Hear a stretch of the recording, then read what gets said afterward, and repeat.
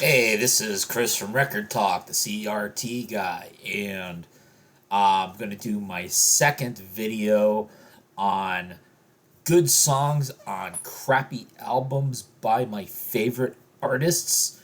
And so my theme for this one is grumpy old men. And so I'm going to present three grumpy old men of the music world, and a crappy album by them, but a good song that sort of maybe saves that crappy album. So let's start off with Lou Reed. He was certainly a grumpy old man, and he was probably even grumpy when he was young. And so there was Metal Machine Music in 1975. Notice I don't actually own Metal Machine Music. It's Four Sides of Noise, and got some really great reviews. All Music, 1 out of 5 stars. Rolling Stone, 1 out of 5 stars. Robert Christgau gave it a C plus. Pitchfork's very edgy, 8.7 out of 10. Yes, 8.7 out of 10.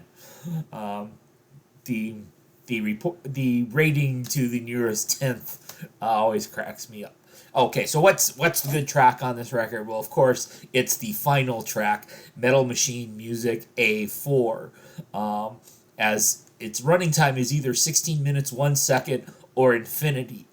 I like to think of it as giving an infinite running time, as it has a locked groove. And of course, it features no songs, no recognizable composition, no melody, no rhythm, and you got basically feedback and noise and effects and stuff. But I like Metal Machine Music A4 that I listened to once on YouTube. Okay, now Paul Westerberg. Paul Westerberg's a grumpy old man. He used to be in a band called The Replacements. And so here's my least favorite Replacements album, Don't Tell a Soul from 1989. I did a video where I ranked the Mats, and I called this my least favorite of their studio albums. It was, I believe, their sixth of 7 albums, full length albums. I know there's like the Stinky P and all the live stuff. And so it's probably considered actually be kind of their most commercial album. And I haven't heard the remixed, resequenced Dead Man's Pop box set version. But what am I going to rank as my favorite song? Again, I'm going to go with the last song. And you're going, these are crappy albums. How do you even get to the last song? Yeah, somehow I did it. So, song number 11, Darlin' One. The I'll Be You, which was a single's not bad either, but I'm going to pick Darlin' One. Big hook. You got. I really like Tommy Stinson's backing vocals, kind of holding out that hey. It's kind of a pure and utter delight. There's good guitar solo in it, coming just after Paul's kind of going. Your time has just begun. Kind of guitar solo kind of slides out of the vocals and corkscrews around. Um, and while this is, I still think it's the weakest of the replacement albums, it's certainly not REM Around the Sun bad. Um, that one was a really hard one to find anything redeeming for. And then who's another grumpy old man?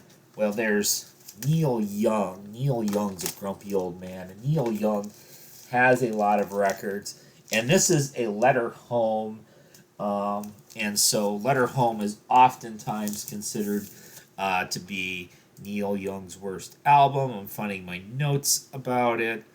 And so it was a covers album recorded came out on Third Man Records. It was recorded in this 1947 voiceograph booth that Jack White owns. It's extremely lo-fi to the point where I think there's general dissatisfaction with how this record sounds. It's nobody's gonna mistake this for Steely Dan or even another Neil Young record. I don't think any fancy audiophile trickery can save this one. And it's really the sound is so bad. I mean, I went back and re-listened to it. Again, he's picking decent material. The cover is covering Dylan. He's covering Gordon Lightfoot. He's covering Willie Nelson. He's covering Bruce Springsteen. But the one I'm going to pick as probably the one is Changes by Phil Oakes. And I know this is somebody that Neil Young admired, and this was a song that he'd actually played live before.